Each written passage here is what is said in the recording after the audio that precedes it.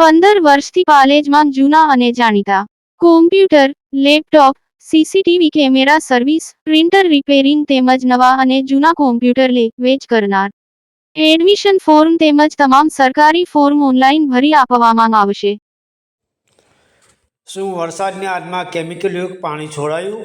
બીવીસી company સામે ગંભીર આક્ષેપો, પુરાવા નષ્ટ કરવાનો પણ આરોપ લગાવવામાં આવ્યો.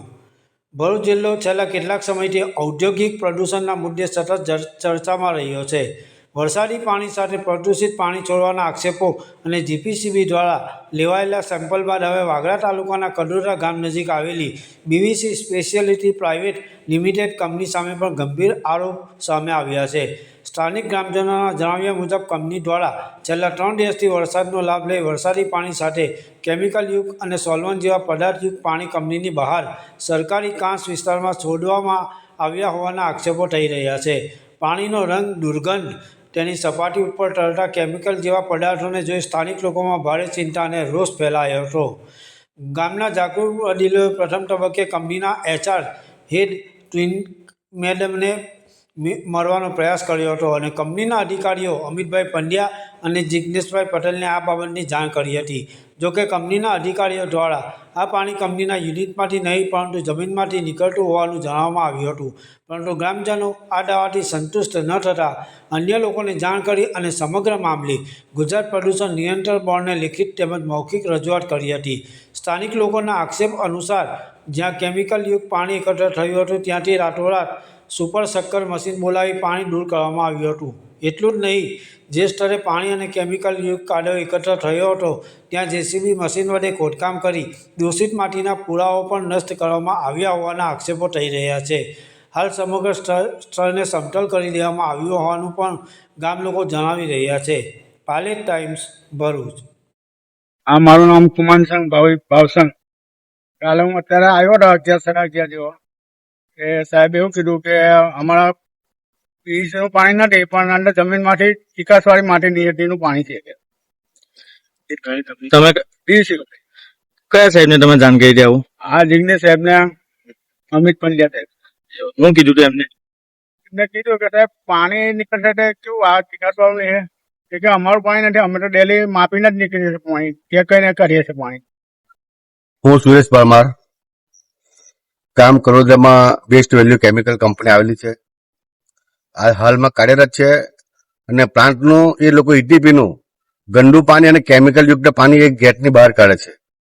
પોતે જે દિવાલ બનાવે છે, દિવાલ ખોચીને એક ગટર લાઈન બનાવે છે અને ત્યાં પાણી એક કેમિકલયુક્ત પાણી જેના સેમ્પલ એક સોલ્વન્ટ વાળું પાણી છે, પોતે ઈટીપીનું પાણી છે અને પોતે કબૂલ કરે છે. અને ગઈકાલે અમે રજૂઆત કરી પરંતુ કોઈ યોગ્ય જવાબ ન મળતો. ત્યાર પછી અમે જીપીસીસીમાં વાગમસિંહ સાહેબ અને જીપીસીસીના સાહેબોને લાગતા વળગતા સાહેબોને ફોન કરીને રૂબરૂ બોલાવ્યા. એ લોકોએ સેમ્પલ લીધા. અહીંયા સોલ્વન્ટનું સેમ્પલ આવ્યું છે અને ખરેખર કેમિકલયુક્ત પાણી કાઢે છે. એ ખરેખર બહુ નુકસાનકારક છે. પરંતુ એક વરસાદનો ફાયદો ઉઠાવીને આ લોકો કેમિકલયુક્ત પાણી કાઢ્યા પછી પણ એક સાદું પાણી જોરમાં કાઢી અને એ કેમિકલને સગે વગે કરવાનું ખરેખર કાવતરું કર્યું હતું. પણ આજે એ લોકો રંગે હાથે પકડાયા છે.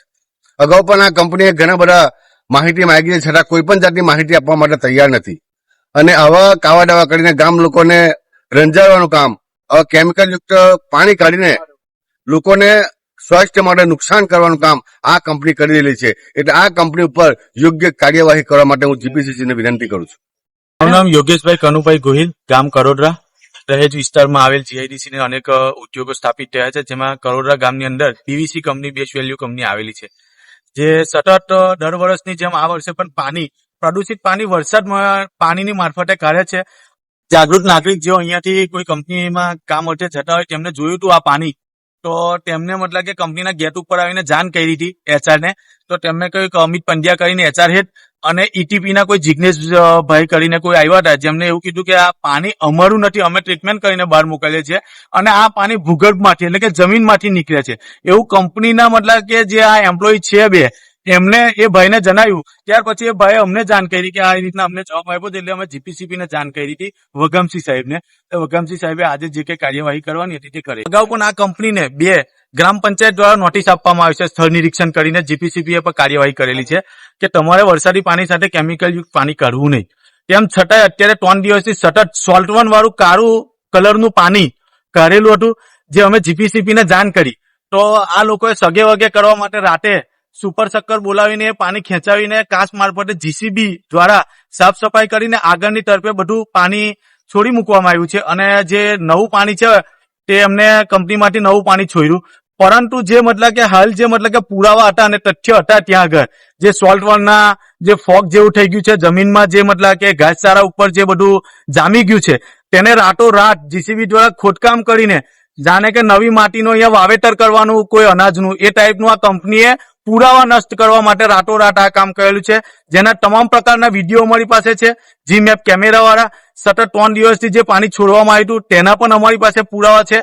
અત્યારે જીપીસીપી આવી છે, જીપીસીપી સેમ્પલ લીધા છે, કંપનીવાળા પણ સેમ્પલ લીધા છે અને આ લોકો સુપર શક્કર દ્વારા સગે વગે કરતા હતા જે કેમિકલ હતું તે રંગે હાથ પકડાઈ ગયા છે. અગાઉ જે ગ્રામ પંચાયતની નોટિસ આપવામાં આવી હતી તેમ છતાંય આ કંપનીને કોઈ પેટનું પાણી હલતું નથી.